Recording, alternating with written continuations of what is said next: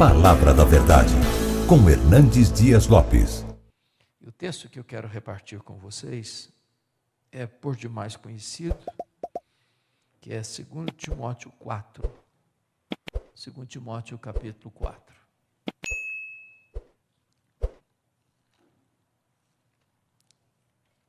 Nós leremos do verso 9 até o verso 18.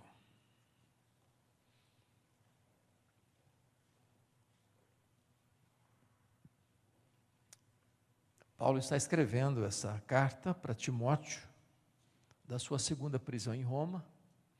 Ele está preso não mais numa casa alugada, como foi o caso da primeira prisão, mas ele está preso na chamada Masmorra Mamertina, que era um lugar insalubre, frio, úmido, de onde, via de regra, as pessoas saíam leprosas ou saíam para o martírio.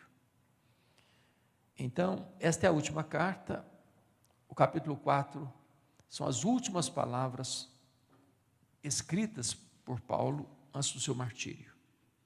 Daí, o tom carregado de emoção, ele carrega as tintas em expressar as turbulências da sua alma, as dores do seu coração, no final da sua vida, enviando recomendações, orientações ao jovem Timóteo, que estava na liderança de uma das maiores igrejas do Novo Testamento, suplantando inclusive a igreja de Jerusalém e de Antioquia da Síria, que é a igreja de Éfeso.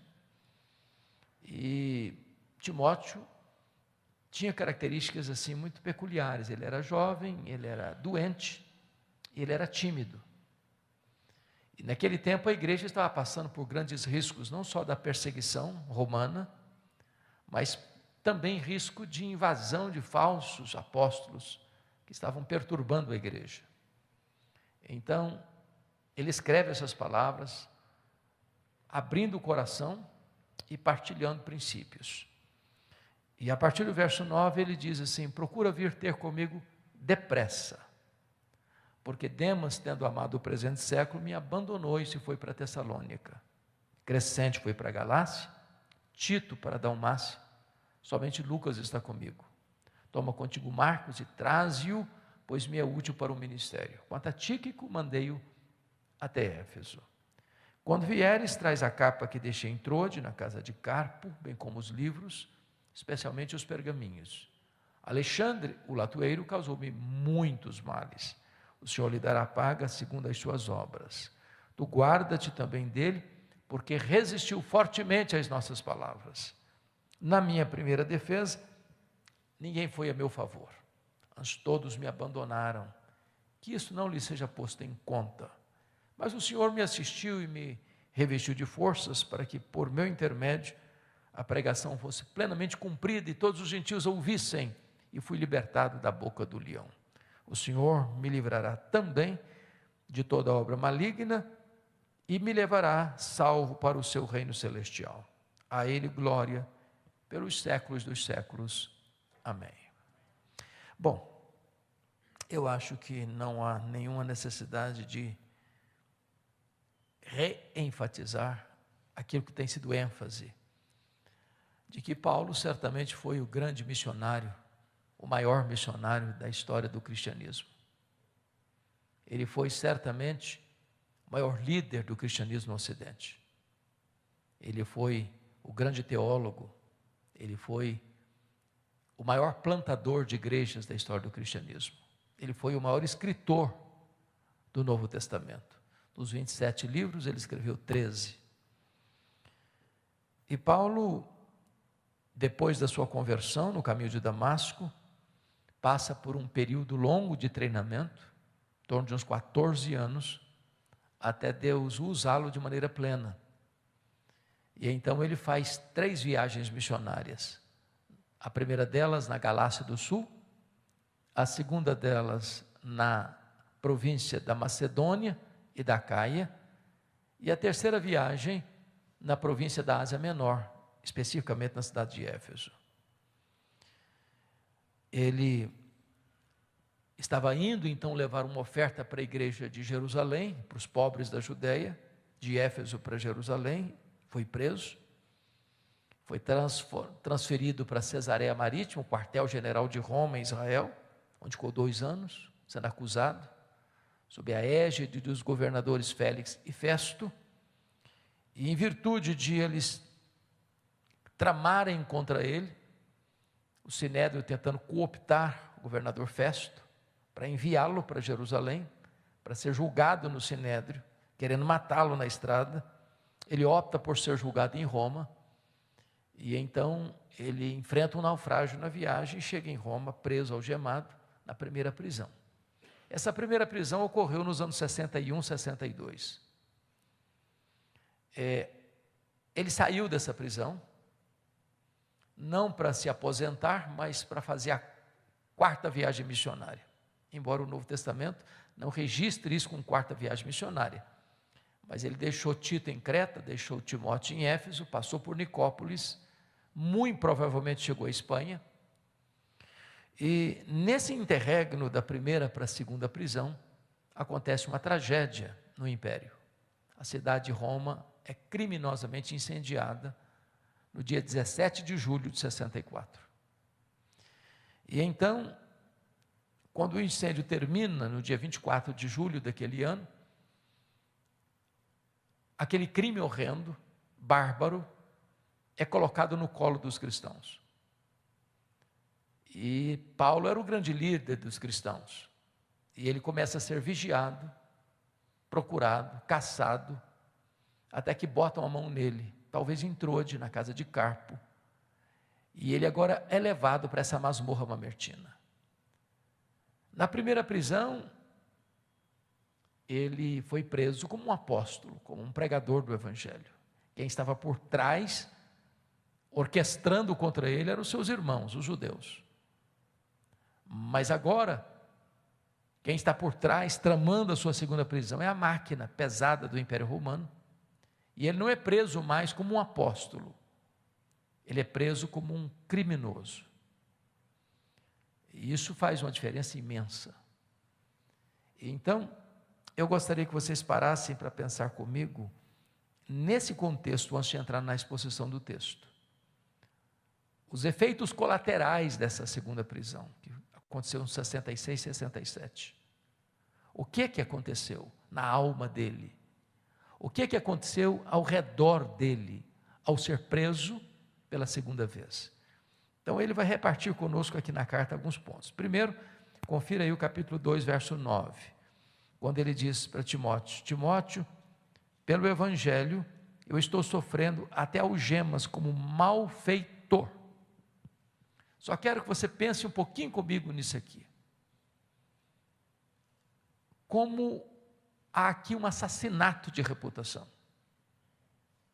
Há aqui um líder, que é o mais importante líder do cristianismo, tendo sua honra maculada, tendo seu nome arrastado na lama, tendo a desconstrução do seu testemunho. Agora pense comigo no que significa. É como jogar um saco de penas do alto de uma montanha, não se recolhe tudo mais. Ele não tem condições de fazer uma defesa da sua própria reputação, ele está preso. Enquanto o seu nome está na boca do povo, os fake news se espalham. E quando alguém perguntava, está sabendo a última? Aquele poderoso apóstolo, aquele famoso pregador, é um bandido, é um criminoso, é um malfeitor. Estava por trás do incêndio de Roma, está preso. O sistema inverteu as coisas. O sistema colocou na prisão e colocou uma acusação pesada contra ele como malfeitor. Mas notem comigo ainda, capítulo 1, versículo 15, que ele vai trazer um outro efeito colateral da sua prisão. Versículo 15 diz assim: estais ciente, Timóteo, de que todos os da Ásia me abandonaram. Quem são esses da Ásia? São seus filhos na fé, são os frutos do seu ministério, gente que ele levou a Cristo em Éfeso e indiretamente nas igrejas plantadas na província, como Esmirna, Pérgamo, Tiatira, Sardes, Filadélfia, Laodiceia, Colossos e Hierápolis. Gente que conhecia Paulo, que sabia da idoneidade do ministério de Paulo. E não obstante, sabendo desses fatos, viram as costas para ele e se acovardam, com medo das consequências. Eles sabem que Paulo é inocente. Eles conhecem o caráter provado de Paulo, mas por medo, por covardia, abandonam Paulo à sua própria sorte. Imagine o estrago emocional que isso poderia ter causado na alma desse apóstolo. Mas ainda no capítulo 1, versículo 8, Paulo escreve para Timóteo e diz: Timóteo, não te envergonhes, portanto, do testemunho de nosso Senhor, nem do seu encarcerado, que sou eu. O próprio Timóteo, que era o filho mais próximo, o colaborador mais próximo do apóstolo Paulo, está com vergonha de Paulo, constrangido em se apresentar, dizendo: esse homem eu conheço, esse homem não é um bandido, esse homem não é um malfeitor, esse homem não é um criminoso, eu sei quem ele é. Timóteo se acovarda. Mas ainda, capítulo 4, verso 16, Paulo, mesmo sendo acusado de um crime tão grave, jogado numa masmorra, teve direito de defesa. O direito romano é estudado até hoje. E marcaram uma audiência para Paulo apresentar suas testemunhas. E Paulo vai para esta audiência, chamada aqui de primeira defesa, cheio de expectativa de que haveria lá muita gente para defendê-lo, para dizer que ele não era um criminoso, não era um malfeitor, não era um bandido. Mas o que está escrito aqui? Na minha primeira defesa, ninguém foi a meu favor, antes todos me abandonaram. As pessoas, sem exceção, se acovardaram, não compareceram na audiência, não deram uma palavra sequer em defesa de Paulo. E ele foi julgado à revelia, e julgado pena de morte. Por ser cidadão romano, não foi crucificado como Pedro, mas foi degolado. A pergunta que eu faço agora é esta: ponha-se no lugar dele. É o maior apóstolo, é o maior pregador, é o maior evangelista, é o maior missionário, é o maior teólogo, é o maior plantador de igreja da história do cristianismo, é o maior escritor do Novo Testamento.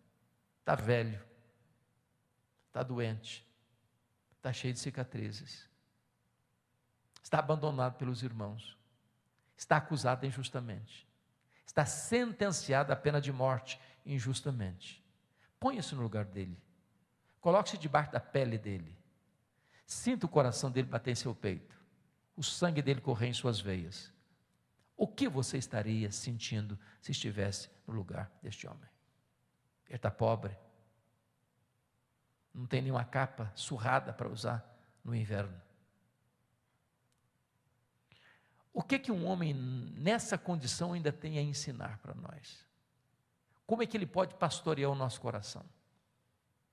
Que lições e que princípios ele pode nos trazer agora, para nos ajudar a viver de maneira melhor?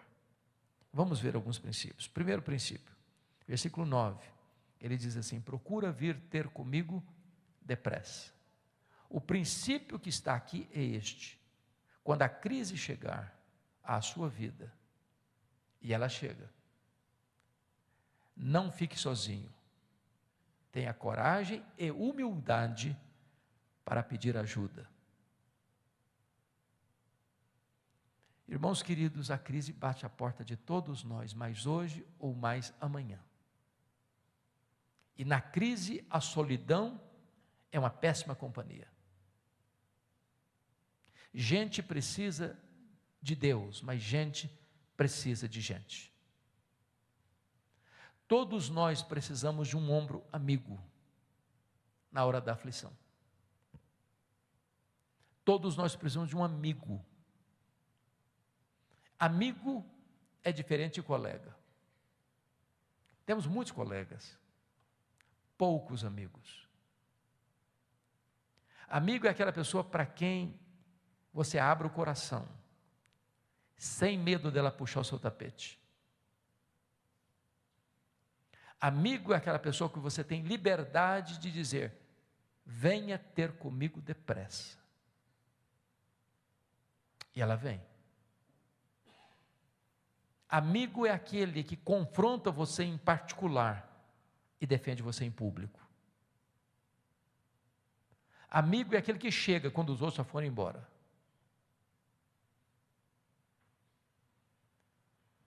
Talvez nós, na posição de liderança, seja pastoral, seja de outro tipo de liderança, da igreja ou fora da igreja, lidamos com multidão, mas vivemos na solidão.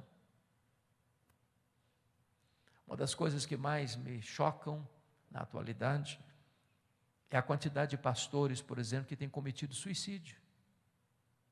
E a pergunta é: meu Deus, por que ele não encontrou um amigo? Para abrir o coração, para pedir ajuda. Então, por favor, não fique sozinho. Mas para ter amigos, é preciso ser amigo. Porque se você não fizer amigos, você não vai ter amigos. Alguém que caminhe com você, que chore com você, que se alegre com você. É mais fácil, na verdade, até chorar com os que choram do que se alegrar com os que se alegram. Tem muita gente no ministério competindo uns com os outros, em vez de cooperar uns com os outros. Mas o princípio primeiro aqui é este: se a crise chegar, peça ajuda, não fique sozinho. Segundo princípio, está aí no versículo 10, porque Demas, tendo amado o presente século, me abandonou, e se foi para Tessalônica. O princípio é este: quando alguém na jornada da vida decepcionar você, não faça registros de mágoas, ponha o pé na estrada e continue caminhando. O que eu vou lhe dizer agora não é se, é quando.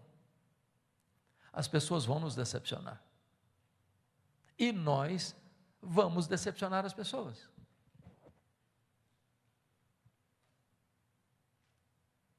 Nós não somos uma pessoa perfeita, nós não viemos de uma família perfeita, nós não temos um cônjuge perfeito, nós não temos filhos perfeitos, nós não temos uma igreja perfeita, nós não temos liderança perfeita. Mas hoje ou mais amanhã, vamos machucar uns aos outros, ferir uns aos outros, decepcionar uns aos outros. E se nós fizermos arquivos de mágoas, perderemos o foco, a paz, a saúde, a alegria do ministério. Então, se alguém machucou você, se alguém decepcionou você, se alguém que caminhou com você um tempo e depois virou as costas para você, não faça arquivos de mágoas. Põe o pé na estrada, continue caminhando. Viktor Frankl, no seu livro, preciosíssimo livro, Em Busca de Sentido, diz que a única coisa que ninguém pode tirar de você é o direito que você tem de fazer suas escolhas. As pessoas podem tirar sua liberdade, podem tirar seus bens, podem tirar sua saúde, podem tirar sua família, podem tirar sua vida, mas não podem tirar o direito que você tem de fazer suas escolhas. Elas falam mal de você, você ora por elas. Elas maldizem você, você bendiz a elas. Você não paga o mal com o mal, você vence o mal com golpes de bondade. Então, talvez na liderança, o que mais se escuta não são as dores do ministério com o trabalho do ministério, mas são as dores do ministério resultantes dos conflitos na liderança. E se nós não tomarmos cuidado, e cercarmos nosso coração um pouquinho, naufragamos nas ondas revoltas dessas crises relacionais. Então, se alguém machucou você, não fique remoendo isso. Não fique acariciando a sua ferida. Não faça registro de mágoas. Continue caminhando. Terceiro princípio, versículo 11, olha comigo. Ele diz assim: toma contigo Marcos e traze-o, pois me é útil para o ministério. O princípio que está aqui é este: se um dia, examinando o seu coração, você se lembrar que num dado momento, você foi duro demais, tóxico demais, cáustico demais, pesado demais com alguém, vá lá, peça perdão, restaure esse relacionamento. Para eu entender o versículo 11, eu preciso compreender mais dois textos da Bíblia. O primeiro deles é Atos 13:13. Esse Marcos aqui era o João Marcos, primo do Barnabé, que foi auxiliar dos dois missionários, Barnabé e Saulo, depois Paulo e Barnabé, na primeira viagem. Lá em Perge da Panfilha, ele abandona os dois missionários e retorna para a casa da sua mãe, em Jerusalém. O segundo texto que eu preciso entender para interpretar esse aqui, é Atos 15, 36 a 41. Depois do concílio de Jerusalém, Paulo procura o Barnabé para voltarem para a segunda viagem, visitando as igrejas que eles haviam plantado, na Galácia do Sul. E Barnabé diz a Paulo: sim, Paulo, vamos, mas eu estou com vontade de levar o meu primo, vontade de levar o Marcos comigo, conosco. Paulo respondeu: eu não acho justo levarmos aquele que desde perto da Panfilha nos abandonou. O texto de Lucas está resumido, laconicamente resumido, muito resumido, e não há nenhum viés de emoção. Porém, há uma informação. Houve tal desavença entre Paulo e Barnabé por causa do Marcos, que os dois líderes não caminharam juntos mais. Agora, pense comigo. Para ter tal desavença é porque o pau quebrou, não é verdade? O pau quebrou. E às vezes, meus irmãos, o pau quebra ao redor de uma mesa de liderança. Às vezes, gente de Deus entra na carne também. E machuca demais uns aos outros. Então eu vou parafrasear a conversa. Eu acho que foi mais ou menos o seguinte. Paulo chega todo animado para o Barnabé e diz: Barnabé, que bênção foi o concílio de Jerusalém. Que bênção a correção de rota teológica da igreja. Agora podemos ir para o campo missionário. Estou empolgadíssimo, Barnabé. Barnabé, eu também estou, Paulo. Mas deixa eu te falar, Paulo, você está lembrado do meu primo? Mas é claro, né, Barnabé, que eu estou lembrado do Marcos. Deixa eu te falar, eu estou com vontade de levá-lo com a gente agora de novo. Paulo fechou a cara. Você está de brincadeira, né, Barnabé? Não, Paulo, ele amadureceu. Pois é, comigo ele não vai não. Mas deixa eu te falar, ele vai ser uma bênção para nós agora. Comigo ele não vai não, Barnabé. Ô Paulo, deixa eu te falar, você está sendo intransigente. Vamos dar uma chance para o rapaz. Comigo ele não vai, Barnabé, chega. Agora imagine comigo, se não houvesse um Barnabé na vida do Marcos. Você já foi considerado persona non grata alguma vez? Alguém já disse para você: no meu time você não joga? Na minha equipe você não trabalha? Você não serve para fazer parte da minha equipe de liderança? Já se sentiu rejeitado alguma vez?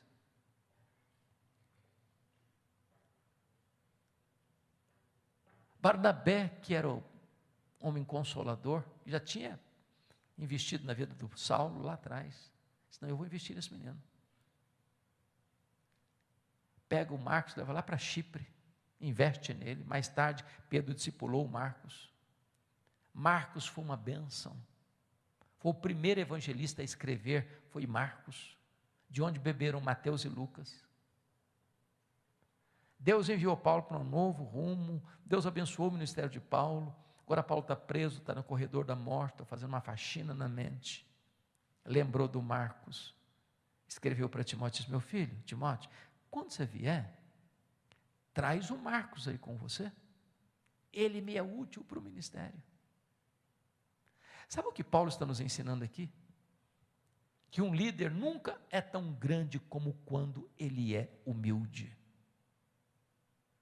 Que um líder não perde a sua autoridade ao reconhecer o seu erro e pedir perdão. Que nenhum de nós está pronto para viver, nem para morrer, deixando pessoas feridas pela estrada da nossa vida.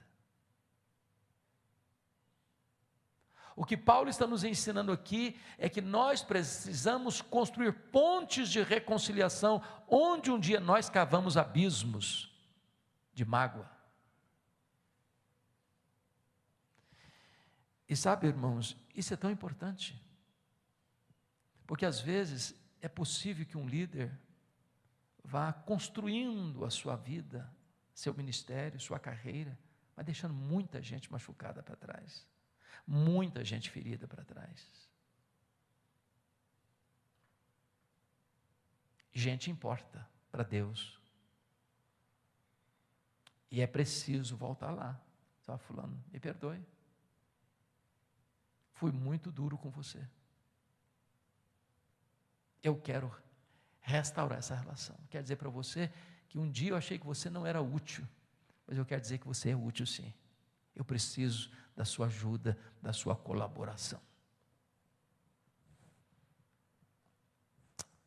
Quinto princípio. Olha comigo o versículo 14. Alexandre o latoeiro causou-me muitos males, o Senhor lhe dará paga segundo as suas obras. O princípio é este. Quando alguém deliberadamente fizer um mal contra você, tome a decisão de perdoar e entregar esta causa para Deus. Preste atenção nisso. Nós somos tão frágeis que às vezes nós entristecemos alguém sem que nós mesmos saibamos disso. Eu sei que vocês devem estar num nível espiritual bem mais alto que o meu. Eu acho que vocês já chegaram naquele ponto de que ninguém mais fica com raiva de vocês. Mas às vezes eu tomo um susto. Quando eu chego na igreja, alguém me puxa do lado e diz, eu estou muito chateado com o senhor. Eu falei, o que aconteceu? O senhor não está lembrado? Eu falei, não estou. Aquele dia, eu falei, qual dia? Aquele dia que o senhor chegou, o senhor falou com fulano, com Beltrano, com Ciclano, eu estava perto, o senhor não falou comigo. Ato falho. Você não percebeu mesmo, você não sabia mesmo, não lembrava de nada mesmo. Mas a pessoa percebeu e achou que você fez isso deliberadamente. Eu só sei que isso acontece comigo, vocês nunca aconteceu essas coisas, mas isso acontece. Agora é muito diferente quando alguém pensadamente, refletidamente, voluntariamente, maquina, urde, trama, orquestra o mal contra você. O que você faz? Ou vocês acham que isso não acontece ainda? O que você faz? Dá o troco? Paga na mesma moeda? Dente por dente, olho por olho, pé por pé, queimadura por queimadura? Crente não faz essas coisas. Ou faz? Pastor, então, jamais age desta forma. Ou age. Talvez você nem faça, mas você diz. Se não diz na boca, diz no coração. Fulano, eu não vou fazer não, mas o seu dia vai chegar. E a hora que o seu dia chegar, a minha vitória vai ter sabor de mel. O nosso papel, irmãos, não é dar o troco. Nós não sabemos fazer isso. O nosso papel é perdoar, entregar para Deus. Toda vez que você tentar dar o troco, você está usurpando um direito exclusivo de Deus. A mim me pertence a vingança, diz o Senhor, eu retribuirei. Perdoa, entrega para Deus. Deus sabe fazer isso. O Senhor lhe dará paga, diz o apóstolo Paulo. Ernesto Onini foi um pastor batista que morreu com mais de 100 anos. E ele escreveu vários livretos, não sei quantos aqui leu algum livreto dele.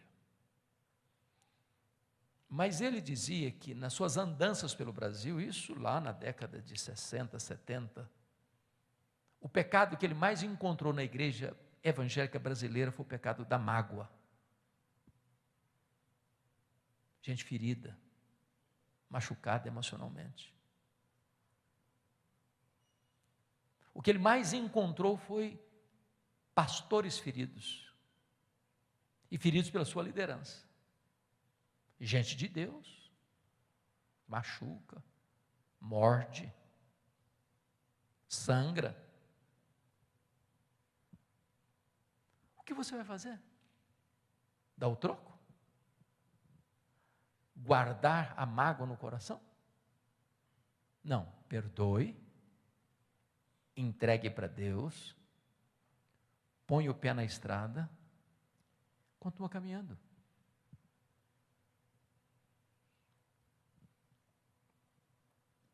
Se você ficar remoendo isso adoece você. Isso machuca mais ainda você. Mas veja outro princípio. Confira comigo aí o versículo de número 21. Ele diz assim: apressa-te a vir antes do inverno. Notem que esse apressa-te a vir antes do inverno é um pós-scriptum, já tinha encerrado o assunto no versículo 18.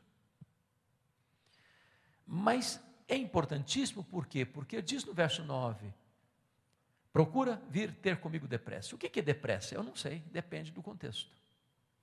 Pode ser um dia, uma semana, um mês, um ano, eu não sei. Então ele está explicando no 21 o que diz no versículo 9.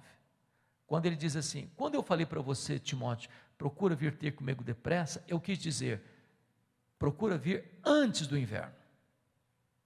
Porque nos 3 meses de inverno não se navegava com segurança.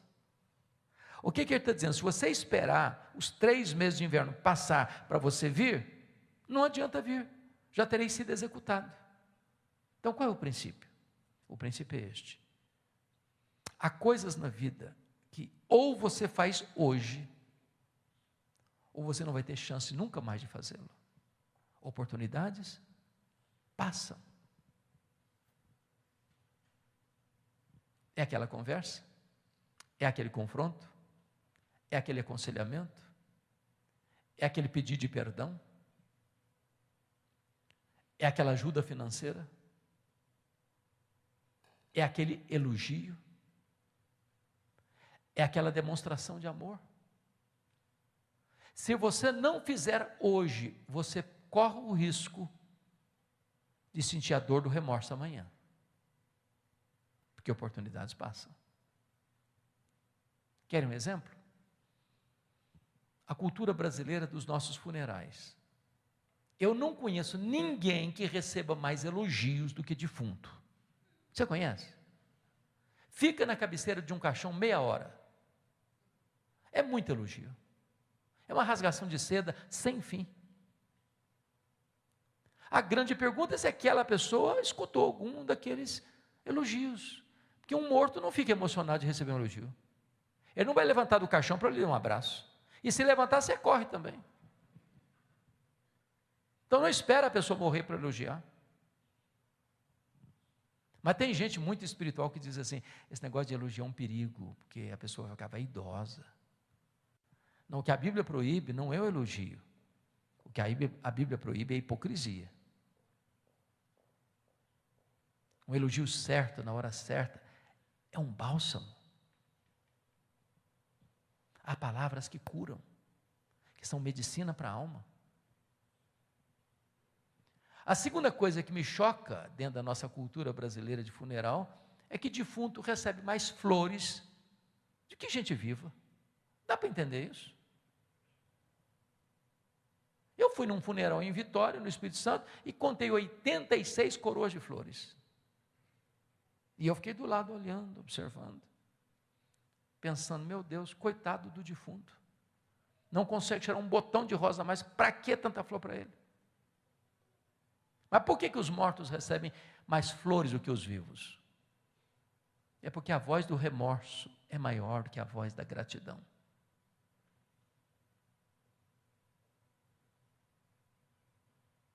Não espere a pessoa morrer para mandar flores. Isso não vai fazer diferença nenhuma para ela. Isso vai só revelar, às vezes, a dor do nosso coração. Então, se você tem que fazer alguma coisa, faça hoje. Se você tem que ajudar alguém, ajude hoje. Quer um exemplo? Eu aprendi com um presbítero meu lá em Vitória. Ele disse assim, pastor Hernandes, pai ajudar filhos, tem que ser quando o filho precisa. Tem pai e mãe que tem dinheiro, muito dinheiro. O filho está passando uma magrela. Ele não estende a mão, ele não ajuda. Deixa o filho passar a magrela. Depois morre, tudo vai ser dos filhos. Herança. Mas é a lei que está mandando fazer isso.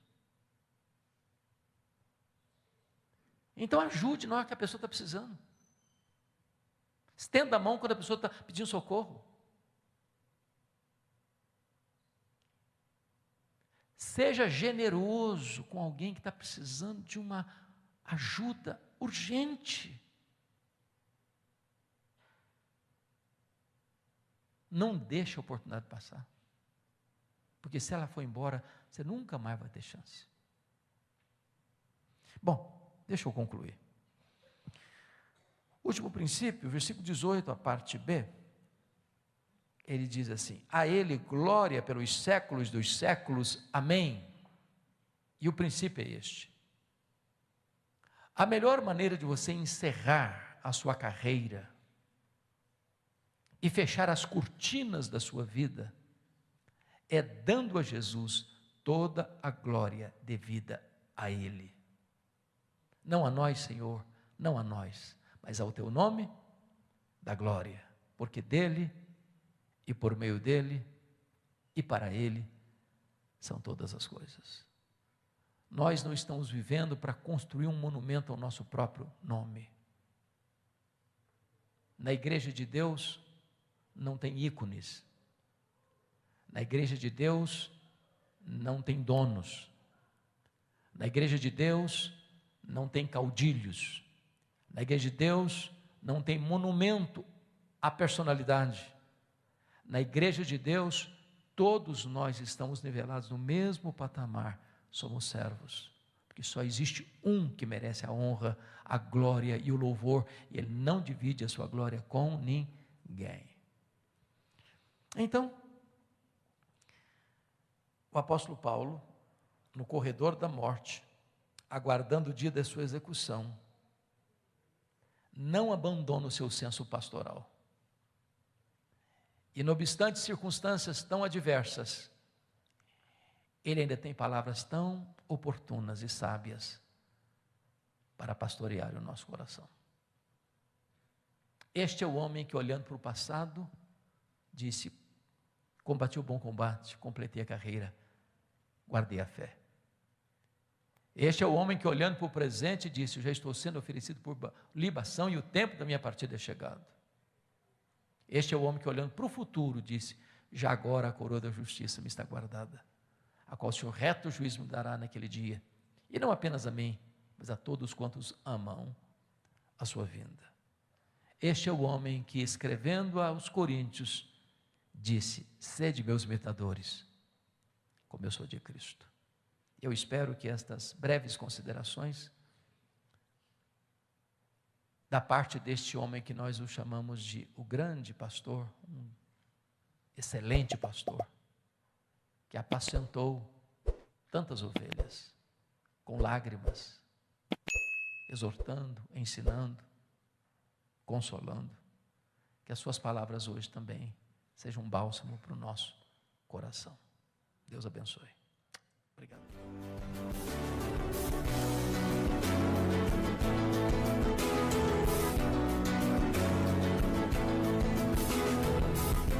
Palavra da Verdade, com Hernandes Dias Lopes.